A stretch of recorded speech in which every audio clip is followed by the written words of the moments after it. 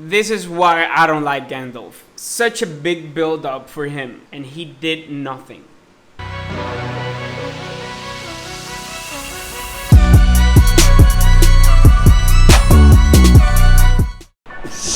What's up, guys? Welcome back to another video. My name is Orlando Mortel, and this is Mortel Dynamics. So today we're reading the second to last chapter of The Hobbit. We've come a long way, and I'm excited to see how it ends up. Let's get right to it, guys. Let's go.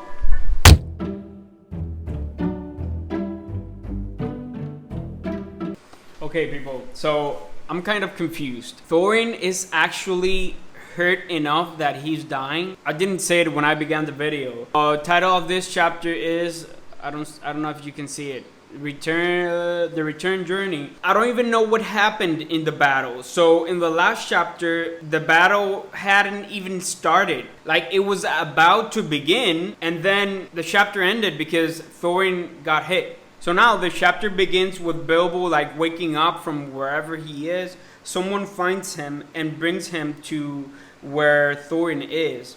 And now Bilbo is having a conversation with Thorin. And the way the book puts it, it's like Thorin is saying his last words to Bilbo or something. He took back whatever he said to him, the insults and everything. Man, it feels like a very sad scene. Because Bilbo says, "Farewell, King under the mountain," he said. "This is a bitter adventure, if it must end so, and not a mountain of gold can amend it. Yet I am glad that I have shared in your perils. That has been more than any Baggins deserves." Thorin says, "No, there is more in you of good than you know, child of the kindly West. Some courage and some wisdom blended in measure. If more of us valued food and cheer, and song above hoarded gold, it would be a merrier world. But sad or merry, I must leave it now. Farewell." So that's where I stopped, because I'm remembering one of you guys, Mr. Myth, commented on my last video about this same topic, that everyone in this story seems to be, I mean, specifically the dwarves and Thorin, seem to be so blinded by the gold that nothing else is important. It's like, no matter who dies, no matter what happens, we're getting the gold. And we were talking about, I think, exactly about what Thorin is saying here. If they just concentrated on anything else but the gold, they would be a lot happier. But at the same time, this book wouldn't have existed, because the point of this story is that they're looking for an adventure about gold, and what other thing is a bigger motivator than a treasure or gold? So let's see what happens.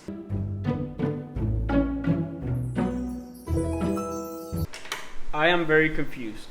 So in the last chapter, the battle was about to begin, but the reader didn't actually see the battle. Now the author is telling me what happened in the battle.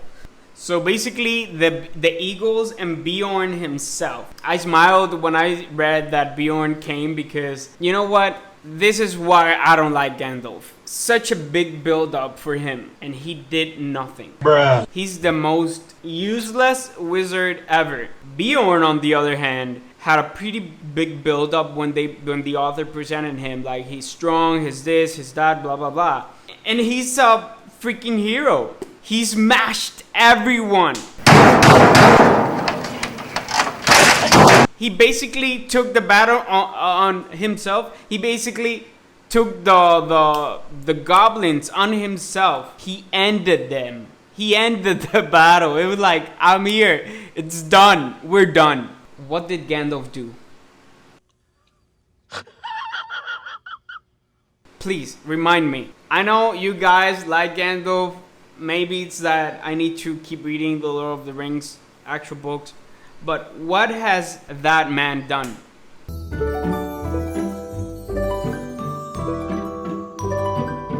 Man, I'm even getting emotional when reading this, because Bilbo is saying goodbye. And he said, Farewell, Balling, and farewell, Dalin, farewell, Dory, Nori, Ori, Oin, Gloin, Bimbor, Bofor, and Bombor. May your beards never grow thin. And I know that the dwarves were very picky. Is that a word? They were very sensitive about their beards. I don't know, it's a very kind thing on the part of Bilbo.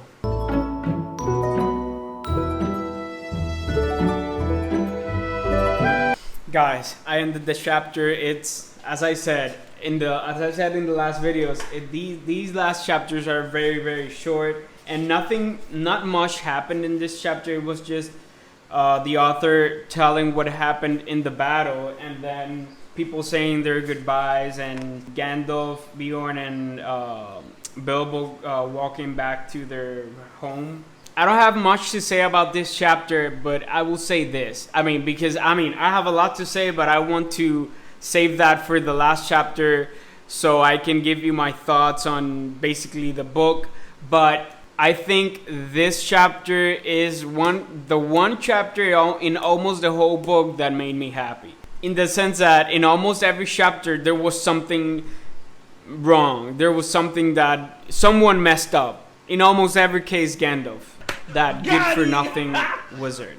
But in this chapter, it's like everyone's family. It's like Beorn, the elf, the dwarves, Gandalf, the man. It's like everyone's happy. It's a happy ending. I think the ending was too abrupt. I want to save this for the last video, for the last chapter, but I don't know why I don't feel satisfied with the ending. With the battle, how everything ended. It's like it was build up, and then nothing happened.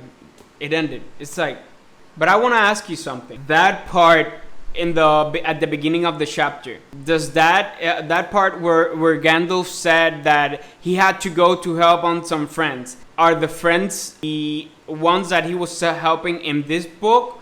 Or is that something that has to do with the actual Lord of the Rings books? Let me know in the comments below, because I don't think I get this. Let's keep the conversation going, guys. So I'll see you in the next chapter. Bye.